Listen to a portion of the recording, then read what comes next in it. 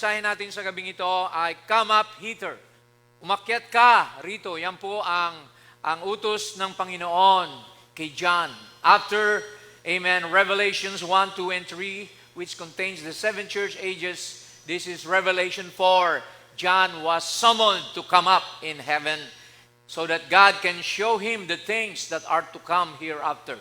So it's a type of the bride. Now after the 7 church ages, amen, we will go up, amen, in the presence of God, in His temple, to view His beauty and to acquire in His temple and to be, amen, to be present in the Lord, amen.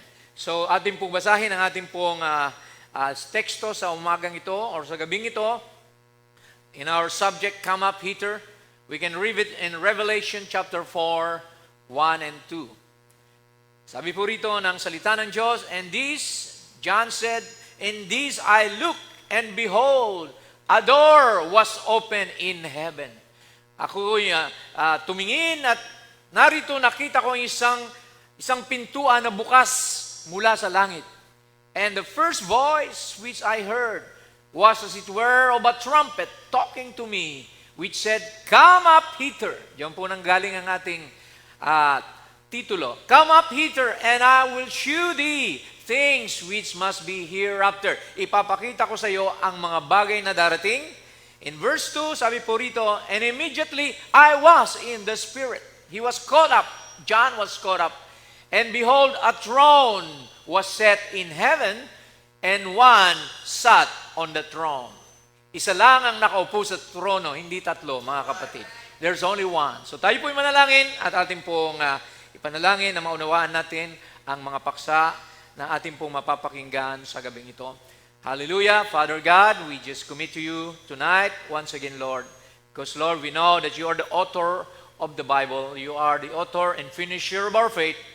Help us, Lord God, to connect with you tonight, to understand all your plans from the foundation of the world until the end times, Lord, wherein your bride has been, Lord God, called out, summoned to one day, Lord God, meet you up in the air, that we can be with you, Lord God, forever and ever. Lord, help us tonight, Father God, to set aside every weight and the problems, the sin that easily beset us, and let us, Lord God, condition our mind and heart to receive from you the words of eternal wisdom, that we may, Lord God, see ourselves in your plan, na makita namin ang aming sarili kung saan kami, Lord God, naroroon ngayon at sa hinaharap upang, Panginoon, maging bahagi ng iyong sakdal na programa sa amin, Panginoon. Tulungan mo kami, Lord, sa gabing ito, na makita namin ang aming sarili, Lord God, na lumalakad sa iyong sakdal na kalooban. Help us, Lord Jesus, to see the day that we're living and to the things that are to come hereafter, just like you showed it to John, because John types the bride of Christ. And we know, Lord God, that one day we will all go back to eternity. But for now, Lord, we have to contend with the faith that has given to us. We must fight a good fight of faith, Lord, and we must run this race with patience, looking unto you, Jesus, the author and finisher of our faith. Forgive us of our sins and shortcomings tonight, Lord, and may you just, Lord God, bless everyone, heal the sick. We remember Princess Odette and Lord Sister Mia sa kanilang mga, Lord God, Sister Camille, na sila ay may mga pinagdaraan ng karamdaman sa gabing ito, sakit-sakit sa katawan, over-fatigue, Lord God, probably cough and fever, Lord. But Lord, we know that Thou art the great healer, the great physician tonight, that you can touch, Lord God, you can be touched by the feeling of our infirmities, and by your stripes, they are healed, Lord God. By faith, we believe that the prayer of the righteous shall save the sick. Thank you, Lord God. We claim healing upon them, Lord, just like you healed Sister Dina, whom we prayed last Monday or Tuesday. Yes, Lord, we pray that you bless them, in Jesus' name, Lord, we pray. Amen and amen and amen. Glory to God. Amen. Makakaupo na po tayo, mga kapatid. So now here, hallelujah, this just come up to me yesterday, amen, na John was caught up in the Spirit in the Lord's day, and he was there. He was called up in heaven, and God was showing him things that are to come and things that are, amen, going to come to pass. So makikita natin mga kapatid, the prophet said about this scene or scenery. Sabi niya sa mensaheng Revelation chapter 4, 1960, there was a voice that called John. Mayroong tinig na tumawag kay Juan. Then he looked around there and he showed him all the church ages. Pinakita ng Panginoon kay John yung 7 kapanahonan ng iglesia because he was standing in the church ages, the 7 golden candlesticks. Nakatayo raw doon sa harapan si John, and he heard that voice. Amen. That voice that sounded like a trumpet. After the church ages cease. So matapos ang 7 kapanahonan ng iglesia, tsaka ito nangyari mga kapatid. Because this is chapter 4, Revelation 1, 2, 3, ito yung 7 church ages. So when he got into glory, he heard him say, "Come up here. I'm going to show you what's going to happen from here after." So pinapakita ni Lord dito ang mga bagay na parating kay John, mga kapatid. So let's look at first the background of this story. Amen. In Revelation chapter 1, makikita natin dito that John, amen, was exiled in the island of Patmos because he could not die. He was thrown in a fiery, or rather not a fiery, but a hot oil grease. Nilublob doon si John, hindi siya mamatay. And the Romans thought that he was a witch. So John was thrown in the Isle of Patmos. Siya po ay in exile, and there God, Jesus Himself, appeared to him. Amen. In visions. Amen. At sabi niya rito, basahin natin just a backgrounder, I was in the Spirit on the Lord's day. This is chapter 1. Before we move on with chapter 4. And heard behind me a great voice, as of a sound, as of a trumpet. So narinig niya isang tinig na parang trumpeta, saying, I am Alpha and Omega, the first and the last. Sino yon? Si Jesus. Walang iba, mga kapatid. Jesus appeared to John on the Isle of Patmos. And what thou seest, sabi niya ng Panginoon, ang nakikita mo, isulat mo. See, write in a book. Amen. And send it to the 7 churches which are in Asia, unto Ephesus, unto Smyrna, unto Pergamos, unto Thyatira, unto Sardis, unto Philadelphia, and unto Laodicea. Amen. And I turned to see the voice, nung lumingon si John, para tingnan yung tinig that spake with him, and being turned, I saw 7 golden candlesticks. Gaya nitong nasa likuran natin. He saw 7 golden candlesticks. Amen. At si Lord naglalakad. Jesus was walking in the midst. In the midst of the 7 candlesticks, one like unto the Son of Man, and he had in his right hand 7 stars. Sa kanyang kanang kamay, mayroong 7 bituin. Hallelujah. So, 7 bituin, 7 kandilyero. Amen. So, ano itong mga bagay nito? Alam natin, mga kapatid, in Revelation chapter 1:20, the 7 stars and the 7 candlesticks. See, this is the mystery. The 7 stars are angels. 7 anghel na mensahero. Amen. Para sa 7 kapanahonan ng iglesia. And the 7 candlesticks which thou sawest are the 7 churches. So, kaya natutunan natin sa mensahe, mga kapatid, na mayroong 7 Gentile church age. After the day of Pentecost, amen, God dealt with the Gentiles because the Jews rejected Him. So, ang unang mensahero, sino? Si Pablo. Paul, amen, was the messenger to the church of Ephesus, which started in AD 53 until AD 170. So, Paul was telling the Ephesians, you have left your first love. See? And then, after Paul, the second church ages was Smyrna, which is 170 to 312 AD. And then, sino ang mensahero doon? Sino yung star messenger doon? Si Irenaeus. Amen? And then, sumunod yung Pergamos, 312 AD to 606, based on history. And then, Saint Martin of Tours was sent for them. Thyatira, the fourth church age, AD 606 until AD 1520, It was the Dark Ages, and sinong pinadala doon? Si Saint Columba. And then on the Church Age of Sardis, panglima, AD 1520 to 1750, pinadala si Martin Luther in the Sardisian Church Age. And then sa pang-anim na Church Age, amen, sinong pinadala? Wesley. John Wesley unto the Church of Philadelphia, 1750 to 1906. And then, Laodicean Church Age, the last Church Age, started in 1906 hanggang sa tayo kunin sa rapture. Sinong pinadalang messenger, mga kapatid? The star messenger is none other, Brother William Marion Branham.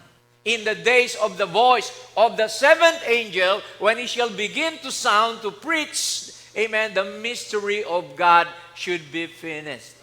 Kaya kino-quote natin si Brother Branham kasi siyang mensahero sa ating panahon. Nabuksan lahat ng selyo, all the seven seals, the mystery book, amen, of the Bible were opened during his ministry in 1963. Kinuha na siya ni Lord noong 1965, but his messages, 1,200 tapes, nandoon lahat, mga kapatid, ang rapturing faith messages na magdadala sa atin sa pag-agaw in preparation for the rapture.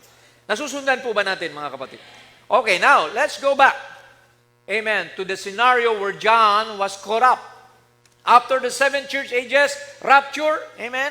So, pinakita na si John. Amen. Nauna siyang, amen, pinakita. Even Paul, remember, Apostle Paul went into the third heaven.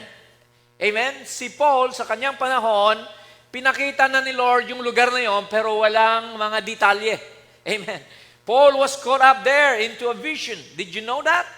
He saw things that wasn't expedient for him to even talk about. Hindi pa pwedeng salitain ni Pablo kasi hindi pa panahon.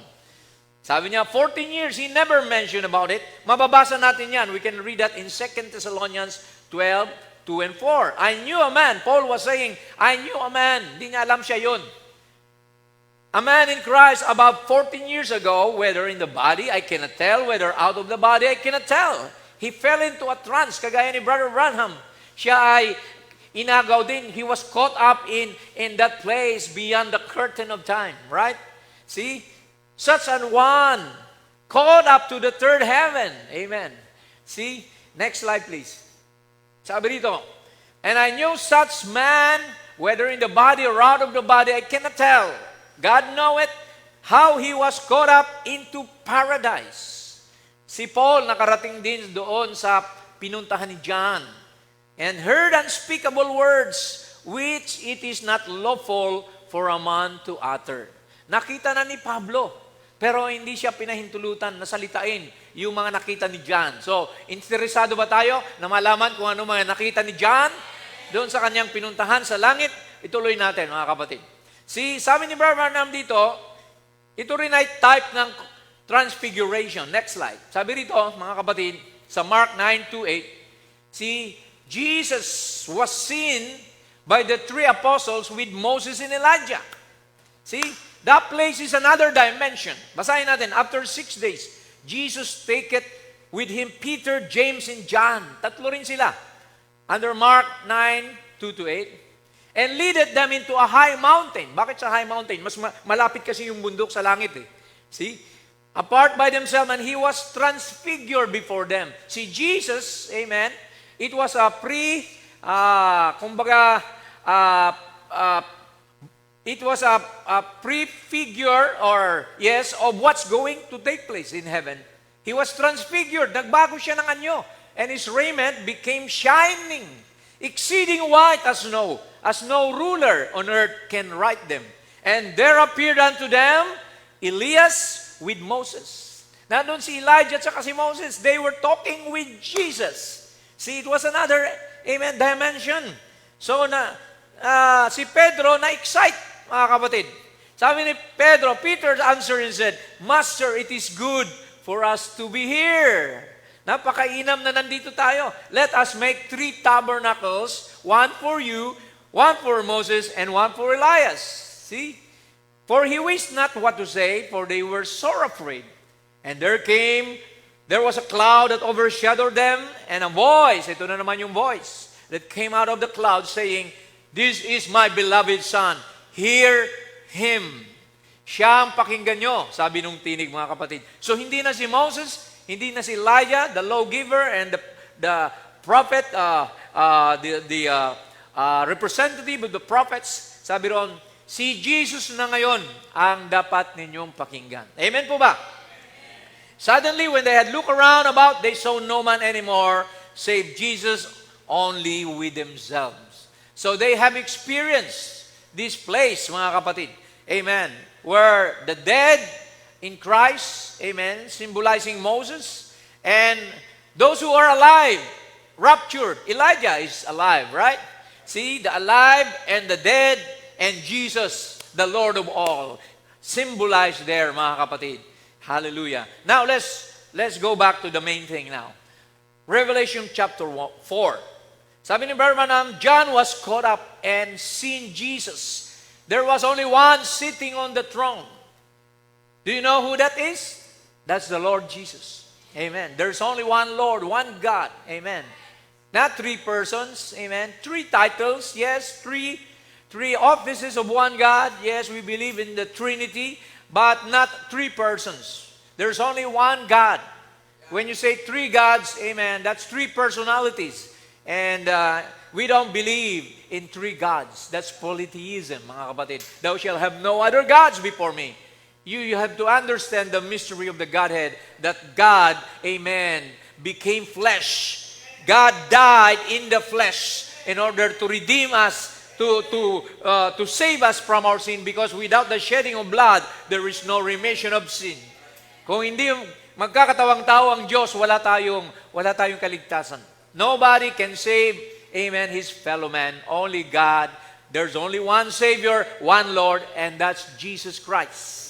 Amen. Coming down into flesh.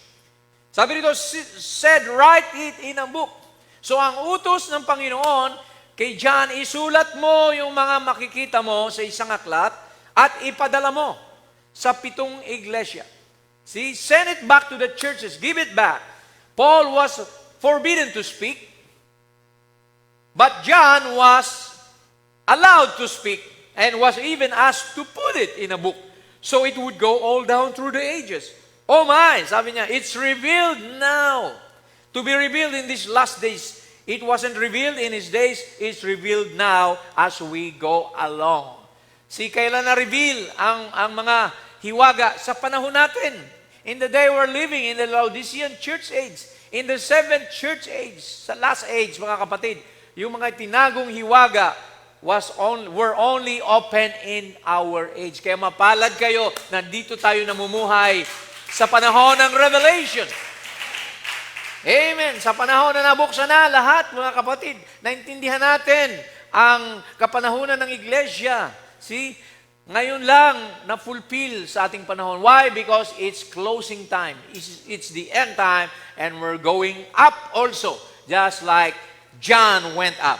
Okay, tuloy natin. Dito sa next quote, it showed him, or Jesus showed him, things which is, and what shall come.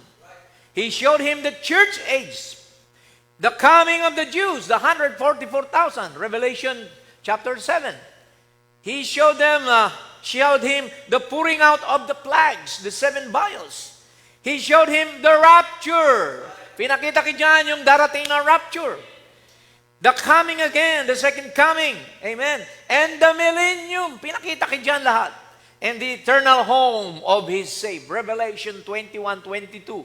Jerusalem coming down from heaven. Pinakita lahat kay John yan, pinasulat sa kanya. Amen. See, as though he lived right down through the whole thing and he saw it all happen. See, he just took him up and showed him the film. Parang pelikula pala itong pinakita ni Lord sa kanya.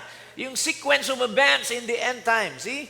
That he's turning, let him see the whole thing rehearsed.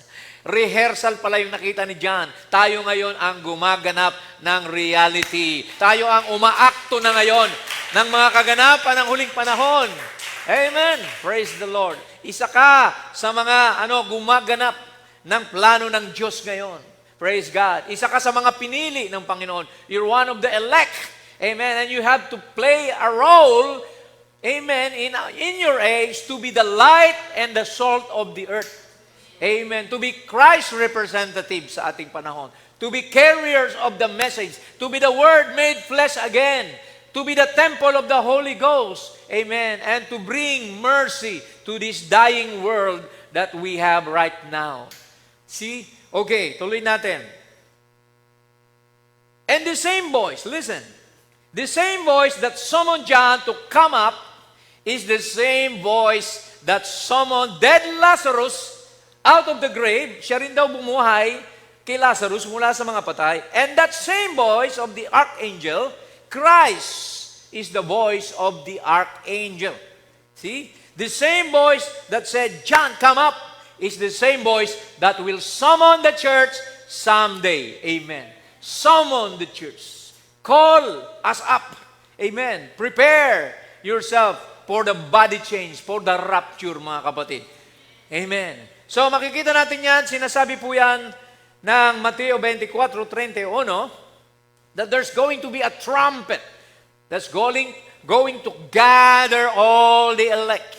And the trumpet is a voice. Amen.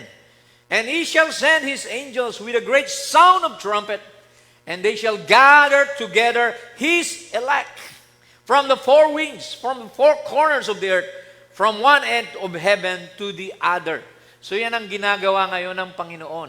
Tinatawag na lahat ng mga pinili at mga predestinado sa ating panahon, preparing us for the soon catching away. Amen. He, John, sabi dito, represented the entire church. That every man or woman, boy or girl, that ever believe in Christ, accept Him on the same grounds, he will be summoned someday. Kayo rin daw, maririnig nyo yung tinig na yan. Hallelujah! At tayo'y aagawing buhay. Yung mga patay kay Kristo, maririnig din nila. The dead in Christ shall rise first when Jesus comes Himself with a shout, with a voice, and with a trumpet. Amen. See? Come up hither. We will be caught up before the tribulation. Bago pa dumating ang kapighatian, remember the tribulation time has not set in yet. See? Wala pang tribulation kasi nandito pa tayo. Amen. Tayo ang pumipigil sa mga nuclear bomb, sa mga missiles, sa mga earthquakes, sa mga volcanic eruption. Hindi pa lalalayan hanggat nandito tayo. But when we leave this world away, amen, everything will go to chaos, mga kapatid. Pakakawalan na ni Lord. Magkakaroon na ng birth pains ang mundong ito. Amen. There will be chaos and pandemonium pagdating ng panahon na wala na tayo rito. Amen. The same voice that shall sound when the dead in Christ shall rise. Ito na, sabi niya. The trumpet. What is a trumpet? Amen. The voice of Christ. The same one that sounded and summoned him up. He heard a voice like a trumpet sound and said, come up hither. See how the resurrection will be. Ganon din daw ang resurrection. The first resurrection, ang pag-agaw. It will be in a moment, in a twinkling of an eye, that clear sounding voice, He will summon the church, calling, come out of it. That great summoning voice, God, sabi ng prophet, help me to hear it that day. Lord, tulungan mo ako na mapakinggan ko ang tinig na yan. Huwag kong ma-miss out. Huwag akong maiwanan, Panginoon, na makasama ako. Pag tinawag mo na ang iyong bride. Hallelujah. Pakyat sa langit. Glory to God. So yan ang pinakita sa panahon ni John. It's a type of the bride of Christ. Mababasa natin yan, of course, sa 1 Thessalonians 4:16. Madalas nating binabasa ito. This is just a witness or a proof that it will happen. It's in the Bible. For the Lord Himself shall descend from heaven. Bababa pa mismo si Lord.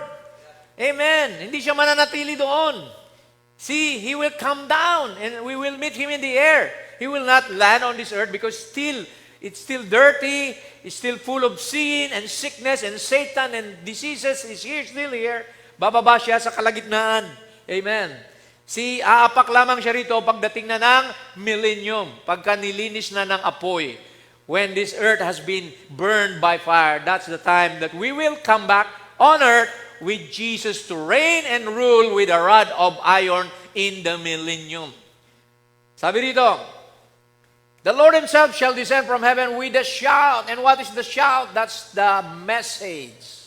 End-time message. With a voice, darating ang voice ng archangel, bubuhayin yung mga nangamatay kay Kristo. And with the trump of God will call us up in heaven to go to the wedding feast. Feast trumpet, mga kapatid, to go there, amen, in the wedding supper of the Lamb.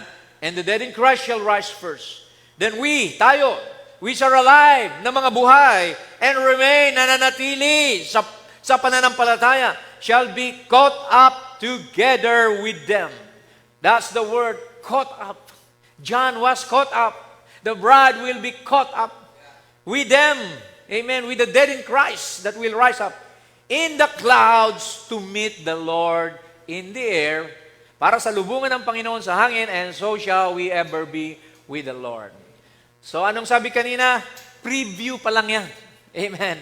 Yung ginawa ni John, it's a preview to the bride of Christ. Tuloy natin sa mensaheng pareng Revelation chapter 4. 1960, John being taken up immediately after the church age was a type of the raptured church. Si John ay tipo ng, amen, aagawing iglesia. Immediately after the church age is over. Okay, matatapos na ang Laodicea. Amen. Sabi ng Biblia, amen, sa huling panahon, aagawin tayo. And the message said that when the church is gone, Laodicea will end. Since nandito pa tayo, we're still here, the Laodicean age has not yet ended. May quote tayo niyan, mga kapatid. So, immediately after the church age is over, this Laodicean church age, then comes the rapture. Nasusundan po ba natin?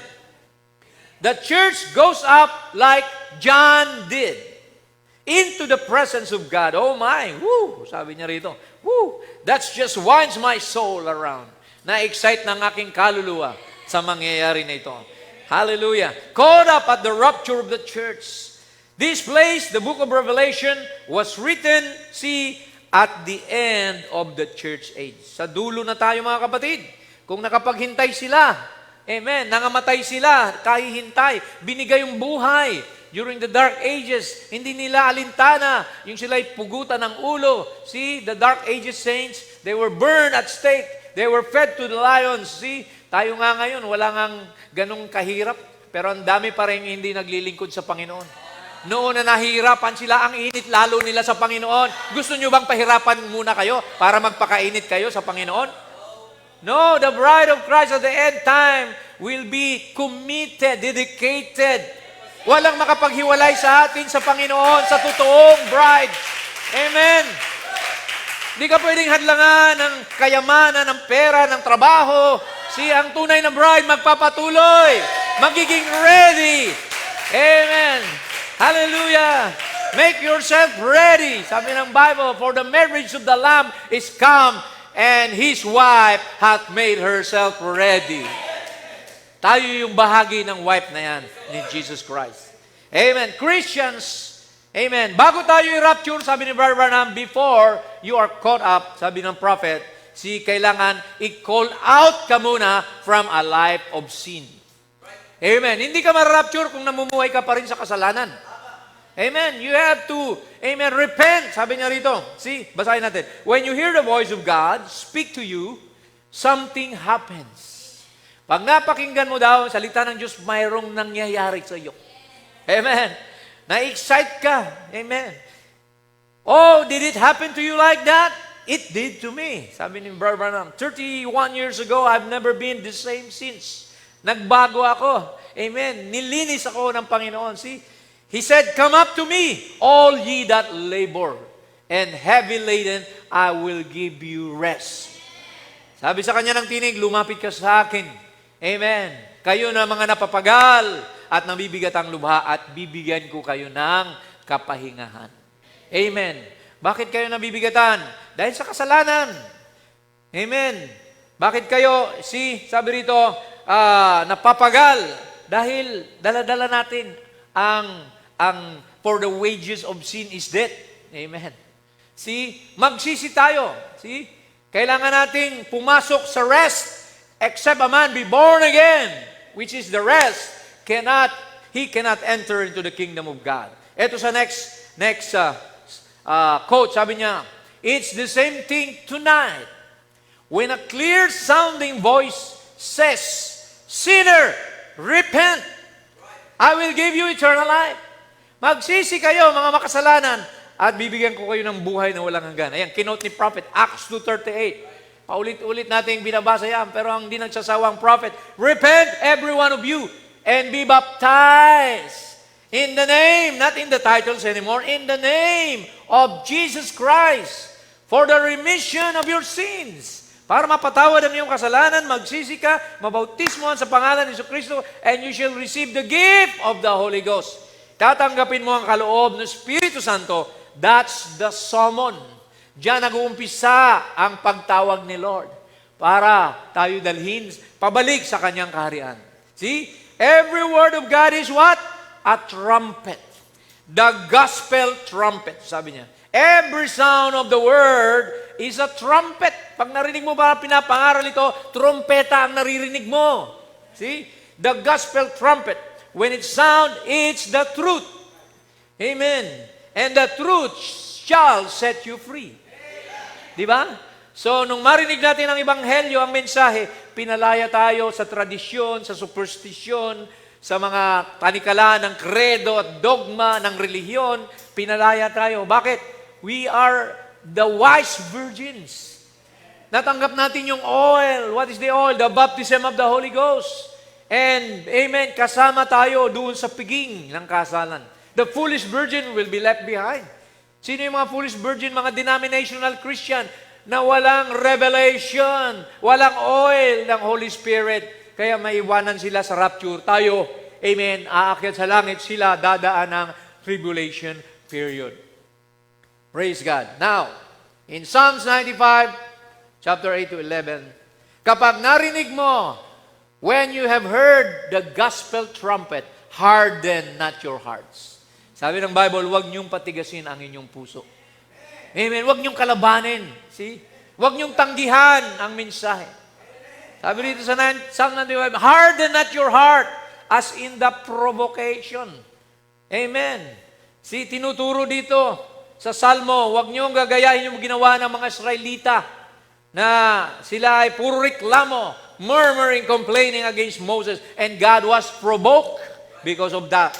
See, sabi rito ni Lord, and as in the day of temptation in the wilderness, when your fathers provoked me or tempted me and proved me, and so my work, 40 years long was I grieved with this generation. Biro niyan, 40 years. Amen. Ang Diyos ay, sabi, namighati ang kanyang kalooban dahil sa mga tao. Sa panahon ni Noah, di ba, it grieved his heart, he destroyed the whole world except for Noah. And in the days of the Israelites, di ba, they all perished in the wilderness. Only Joshua and Caleb were able to cross because they believed the word of God. They believed the promised land, that it was for them. All the rest, the 10 spies were so afraid. Amen. They lacked the faith. They did not believe or hold on to the promise that that land is yours. Go and take it. It's yours. See? Kaya anong nangyari? Sabi rito, it is a people that do err. Mga tao na palaging nagkakamali in their heart. And they have not known my ways, sabi ng Panginoon. Unto whom I swear in my wrath. Ang Diyos na numpapa sa galit niya, that they should not enter into my rest. So yung mga reklamador, puro complaining, amen? So yung mga tao na hindi masunurin sa Panginoon, sabi rito, hindi kayo makakapasok sa kapahinga ng Diyos.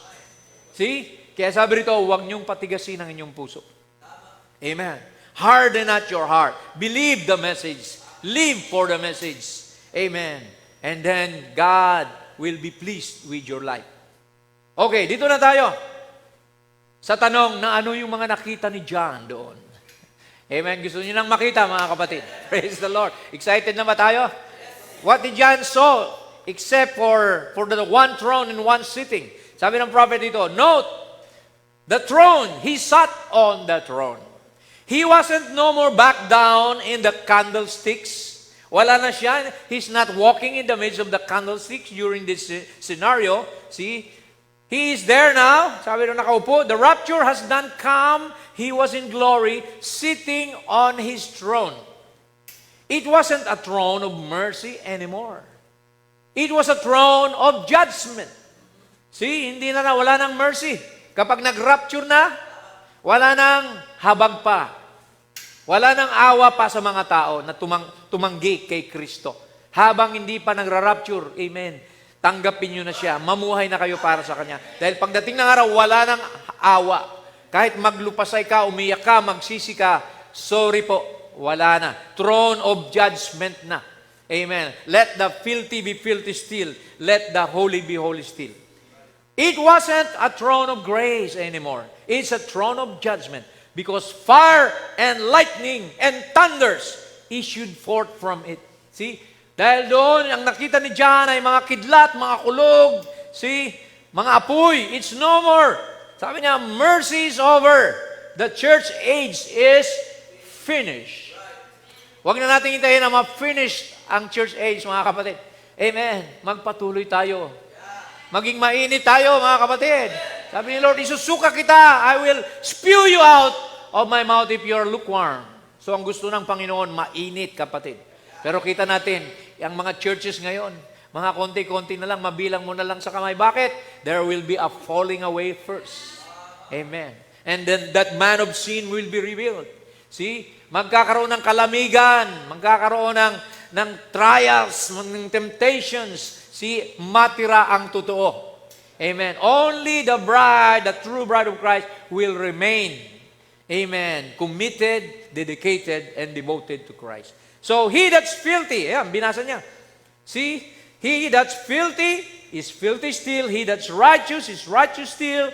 He that is holy still. No more a throne of mercy. Kung ano ka, ganyan ka na. Wala ka nang maaring pagbabago sa iyo. See? It's a proof that the church is caught up before the great tribulation. So ang church, ang bride, hindi na tayo dadaan sa tribulation. Kasi Jesus already paid for our tribulation at the cross of Calvary.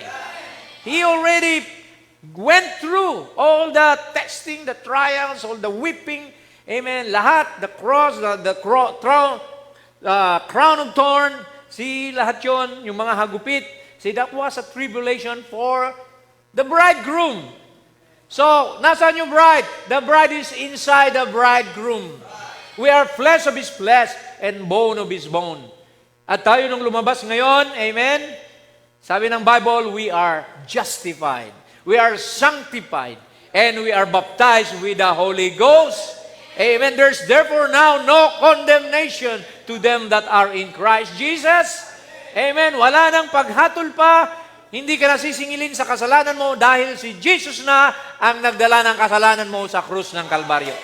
Amen. It was your sin that Jesus died for. He was wounded for our transgression, for the bride's iniquity. He was chastised for our peace, and by His stripes we are saved, we are healed, we are justified, we are sanctified.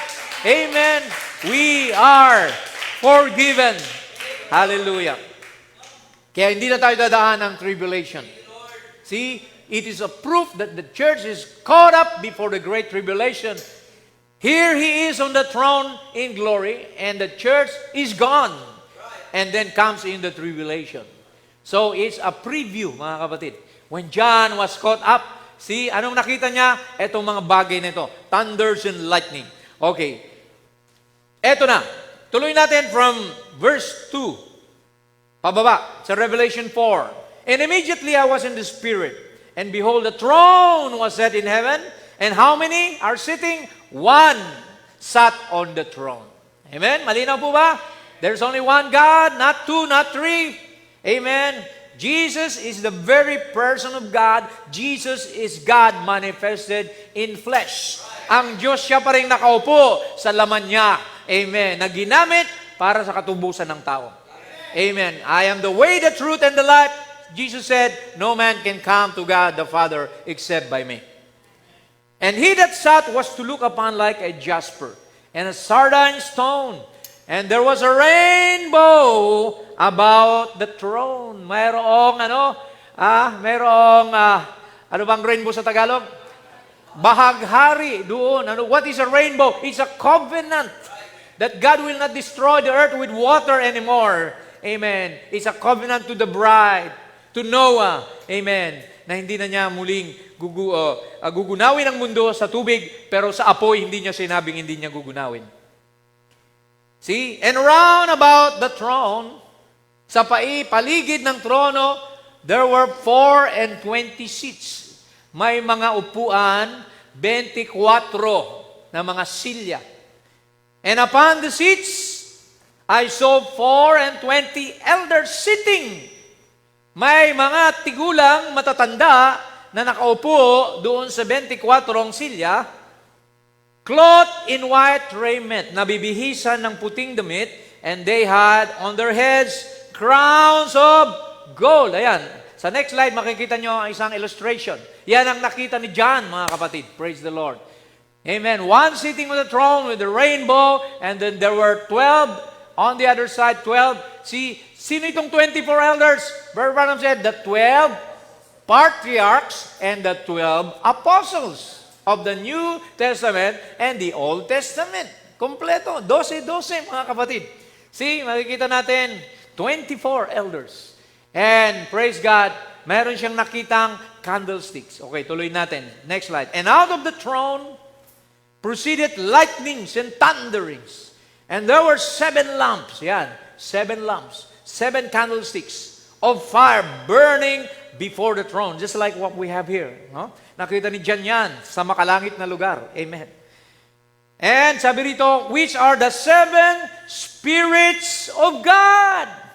May 7 pa palang espiritu ang Panginoon. Amen? Hindi 7 Diyos yan, mga kapatid. See?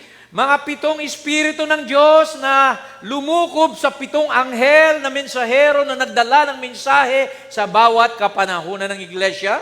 See? 7 spirits anointing the 7 angel messengers to each of the 7 churches. Amen. Like unto crystal. All right. And before the throne there were a sea of glass like unto a crystal. And in the midst of the throne and around about the throne were 4 beasts full of eyes before and behind. Amen. Sa paligid daw ng trono, may 4 na nilalang na punong-puno ng mga mata sa harapan at sa likod. See? Sino kaya ito? Ano kaya itong 4 na to? Revelation 4:7. And the first beast was like a lion. Okay? And the second beast was like a calf. What's a calf? An ox. And the third beast was like a face of a man. And the fourth beast was like a flying eagle. Kaya tayo may mga ganito rito kasi, praise God, gusto ko lang na ma-feel natin, mga kapatid, ang presence of the Lord. Amen. Though not in reality, amen, but a preview of what's going in heaven. And the 4 beasts had each of them 6 wings. Bawat nilalang may 6 na pakpak about them, and they were full of eyes within. Bakit 6 na pakpak?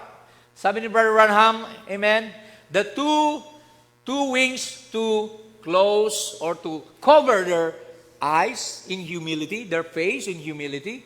And praise God, the 2 wings on the feet is for service.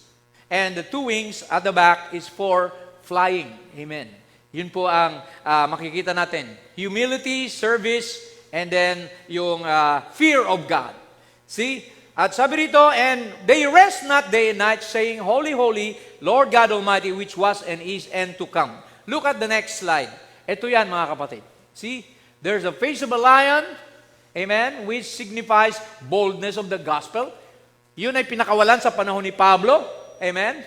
Matapang si Pablo. Sabi ni Pablo, though an angel come from heaven and preach not the same gospel that we have preached, let him be accursed. Amen. Ganyan si Pablo katapang.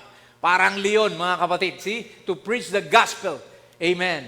And then, makikita natin, the ox was released in the middle here. Makikita natin, here makikita natin yung nagumpisa ang persecution from Smyrna, Pergamos, and Thyatira. See, the ox power. Amen. Alam niyo, ox is an animal of sacrifice. That they have the power of the ox, that though they were being killed, they're being tortured, but still they were smiling and were giving their lives to the Lord, the spirit of an ox. Amen. In the time of Luther and Wesley, it was the face of a man. Amen. Reformer age. See? Yan yung kapangyarihan. Face of a man. See? Mga preachers like Moody, Knox, Calvin. See? Mga tao na ginamit ng Diyos para dalhin ang ebanghelyo sa buong mundo. Subalit sa huling panahon, sa ating panahon, what is the creature in our age is a flying eagle. Amen. We will fly. Amen. In a rapture, we will soar the heavenly like an eagle. We will soar the deep revelation of God because it's a prophetic ministry. Kung paano si Pablo ay prophet, sa uling panahon, prophet din ang pinadala. The first and the last, the Alpha and Omega of the seven church age. Parehong prophet, mga kapatid. Paul met the pillar of fire on his way to Damascus. Brother Branham, nakunan siya ng pillar of fire, mga kapatid. So makikita natin, ayan, hallelujah. We are living now what John saw. Amen. Pinapamuhay na natin, dinadramatize na natin kung ano yung mga nakatalaga doon sa langit, mga kapatid. We are the fulfillment of the plan of God. See? Verse 9. And when those beasts give glory and honor and thanks to Him that sat on the throne who liveth forever and ever, the 24 elders fell down before Him.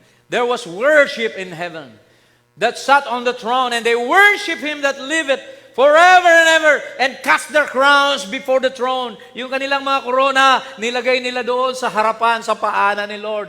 Because what?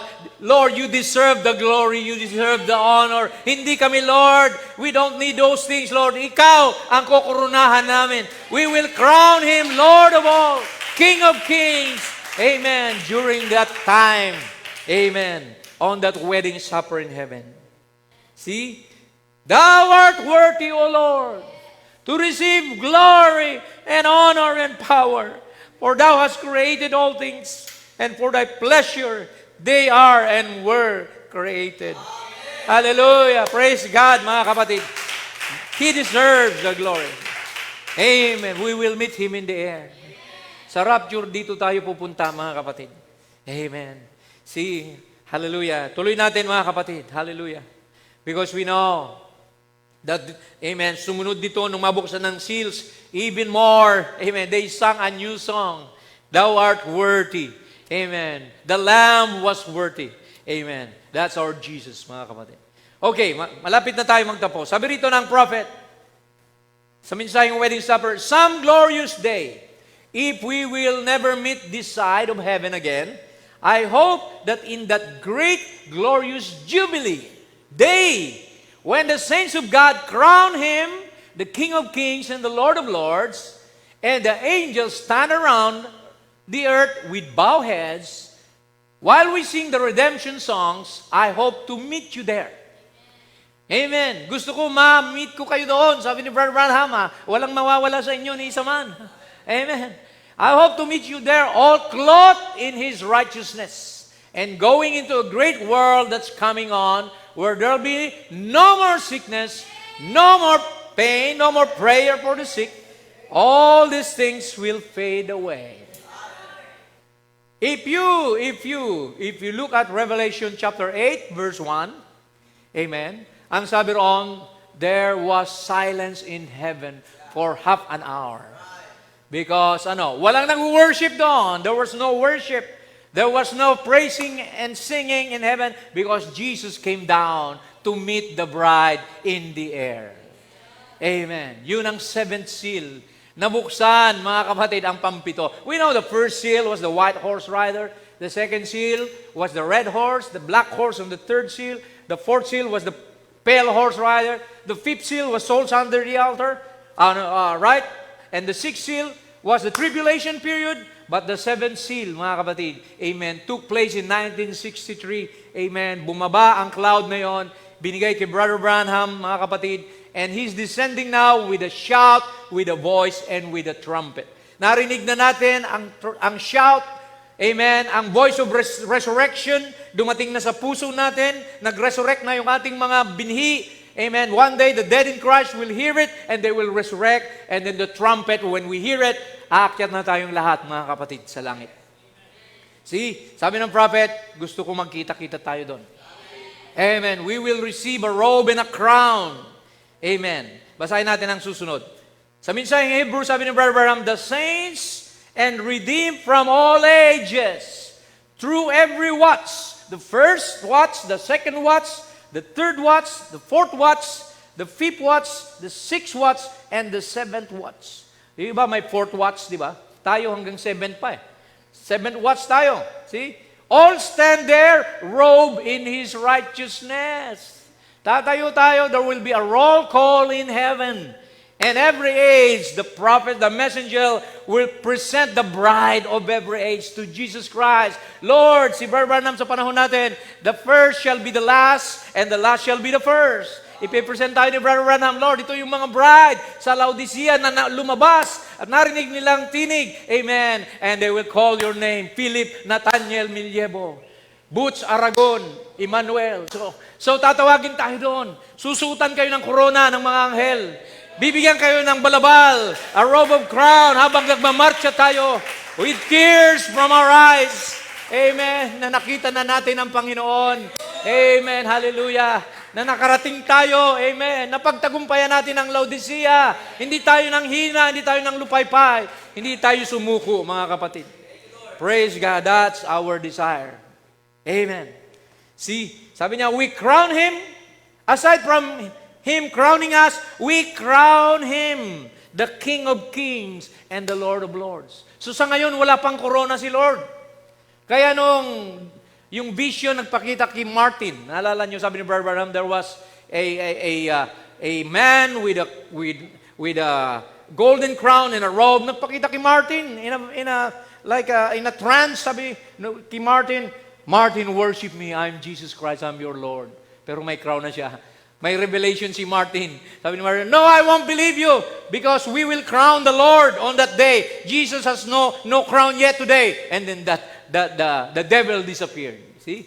So, an angel of light trying to impersonate Jesus. Kaya sabi rito, see, we crown Him the King of Kings and the Lord of Lords and sing those redemption stories. Our poor hearts will quiver as we look upon Him who loved us and gave Himself for us. Makikita natin ng mukhaan ang Panginoon. Mayayakap mo na si Lord na siyang matagal mo nang pinaglilingkuran. Siyang nagligtas sa iyo, siyang tumumbo sa iyo. Amen. Finally, we will embrace Him, mga kapatid. We will show our greatest, amen, tribute to Him on that day. Let me tell you a story as we close. Ito yung story na kinuwento ni Brother Branham. There was a slave, I think a black slave who was a slave that time, but he met Jesus. He heard the gospel and he accepted Jesus Christ while he was in that prison camp, mga kapatid. So it was, I think, you know, the slaves were sold before, amen, and many of them come from Africa. They were brought to America, to Europe for sale. And there was this black slave that received Jesus. At sabi niya, thank you, Lord, I am now free from sin and shame. Lord, malaya na ako. Amen. At narinig yon ng mga tao ron. Pinagtatawanan siya. They were laughing at him. Even the prison guard or the what we call the sabi rito yung nagbabantay sa kulungan, the officer. See, sabi ni Brother Branham, the old colored man not long ago in the South was saying, he was standing, God saved. One morning, went out and told his friends all about it and said, Christ has made him free. Nagtitestify siya, pinalaya na ako ni Lord. Amen, I'm free from sin. And the old slave driver, yan yung tawag dyan, yung slave driver, yung siyang in charge sa lahat, nagbabantay. come along. And he said, what's this, Sambo? I hear you say that Christ made you free. Pinalaya ka na ni Kristo? He said, yes. And then sabi niya, okay, come to my office. Sabi nung officer, halika, mag-usap tayo doon. Tayong dalawa lang. Said, Sambo, how much do you mean that? Amen. Anong ibig mong sabihin ng bagay na yan? Na pinalaya ka na ni Jesus. Sabi niya, he said, I mean it, boss, with all my heart, that Christ made me free from sin and shame. Na kahit ako nakakulong dito, ako'y malaya na. For where Christ is, there is liberty. He said, well, sabi nung prison guard, well, if Christ has made you free for that, probably Christian din yung nagbabantay na yon. Sabi niya, I'll go down in the morning, bukas, bababa ako, pipirmahan ko yung papel mo, and sign the papers, and you're free from slavery. Malaya ka na para ipangaral ang Ebanghelyo. You're free to preach the gospel. Ayan. Hallelujah, mga kapatid. Ang pinalaya na ni Jesus, malaya na. So, ano nangyari? From then on, he preached the gospel. Malaya na siya, di ba? So, next slide, sabi niya rito ni prophet, he went to preach the gospel. And after many years, lumipas ang mga taon, winning many of his white brethren to Christ. Maraming puti ang nadala niya kay Kristo. See? The old slave was dying. Nandun na siya sa kanyang higaan, nanghihina at halos mamamatay na. And many of his white brethren came from many places. Dinalaw siya ng mga na-convert niya kay Kristo, ng mga puti. So they thought he was dead. Akala nila patay na. And laid there a little while, and he turned over and looked. See, kala nila patay na. Subalit, siya nag-turn over or napaupo. Maaring siya ay bumangon sa pagkakahiga and sabi niya, am I gone yet? Sabi niya, wala na ba ako rito? Ain't I there yet? Sabi niya, nandito pa rin ba ako? Sabi nila, said, oh Sambo. Sabi nila, did you go into, what did you see? Sabi niya, namatay ka na ba? Anong nakita mo roon? Sabi nila, he said, oh, I was standing by the door. See, yung pinuntahan ni John, napunta rin doon si Sambo, yung slave. And said, an angel come up to me. Isang anghel ang sumalubong sa akin. And he said, now Sambo, said, you have done a great work. Sabi ng mga anghel, mabuti ang ginawa mo. Dakila ang natamo mo sa pangangaral ng Ebanghelyo. Come over and receive your crown and your robe and your place. I believe we have a mansion in heaven. Sabi ng anghel, narito ang iyong korona, narito na ang iyong balabal, at nandoon ang lugar mo. Anong sagot ni Sambo? Ito ang napakagandang sagot niya. He said, oh, don't talk to me about robe and crown. Huwag ka na mangusap sa akin ng mga korona na yan at mga balabal na yan. Oh, see, what do you want to do, Sambo? Oh, just let me stand to look at Jesus. Gusto ko tumayo lang ako at pagmasdan ko lang ang Panginoon. See? That's all the crown that I'll ever need is to look at Him. Just let me stand here for 1,000,000 years and cast my eyes upon Him, upon Jesus who freed me from sin and shame. Makita ko lang siya, sapat na sa akin yan. Amen. Sasambahin ko siya, pupurihin ko siya sa buong buhay ko. Kahit huwag mo na ako bigyan ng mga corona na yan. Yung mga balabal na yan, hindi ko kailangan yan. See, kaya sabi ng prophet, I think that's about the feeling of every believer this morning. Yan din ang pakiramdam natin. Yan din ang feeling natin. Sabi niya, I'm not wanting to go to heaven to wear a crown. Hindi ko ginusto na pumunta sa langit para lang magsuot ng corona. I'm not wanting to go there to have a robe on. I want to go there to see Him who loved me and redeemed me. When I was all undone and out in the world and washed me and renewed me and made me a new creature in His presence. That's who I want to go to see. Yan ang gusto kong makita. Yan ang aking layunin. Yan ang aking desire. Yan din ba ang desire natin, mga kapatid? Na makita si Lord personally. Amen. In a corporal body amen, Jesus, amen, will wipe away your tears, sabi ng Bible. Amen. Jesus, amen, will show us how, amen, He loved us so much that those nail-scarred hands, amen, nandoon pa rin yun. It will serve as a memorial. Kahit siya nasa bagong katawan na hindi inalis yung pako yung butas ng pako ron. Dahil habang nandun tayo, sabi ni prophet, bababa siya. He will sneak out during the wedding supper to go down and show Himself to the 144,000. At sasabihin ng 144,000, where did you get your wounds? Oh, in the house of my friends. Amen. Amen. You did it. Yung mga ninuno mo, the Pharisees, the Sadducees, all those Israelites before, anong ginawa nila? They killed Jesus for the sake of the bride. To restore us, mga kapatid. He blinded Israel so that the 7 church ages bride can receive Jesus as a bridegroom. Pinili niyang maging nobya, hindi ang Israel. Mga katulong lang natin sila. They're just servants, eunuchs to the bride. But the bride will be taken from the 7 church ages to sit with Him in His throne. So mapalad tayo, mga kapatid. Wala lang dahilan pa para manghina ka, manlupaypay ka. Amen. Pansamantala lang yung mga pinagdadaanan nating problema, mga tiisin. Sabi ni Paul, hindi pa nakita ng tao o narinig ng tenga, hindi pa nakita ng mata ang inihanda ng Diyos para doon sa mga nagmamahal sa Kanya. Amen. A pure gold city is waiting for us with transparent glass. Amen. As a street. Amen. So, mga kapatid, wala sa kalingkingan ang mga pinagdadaanan natin doon sa mga nakahanda roon. Napupuntahan natin isang araw. Kaya kailangan manindigan tayo. Hold on to your faith. Press on the mark for the prize of the high calling in Jesus. Alright, magtatapos tayo. Kaya sabi ng prophet dito,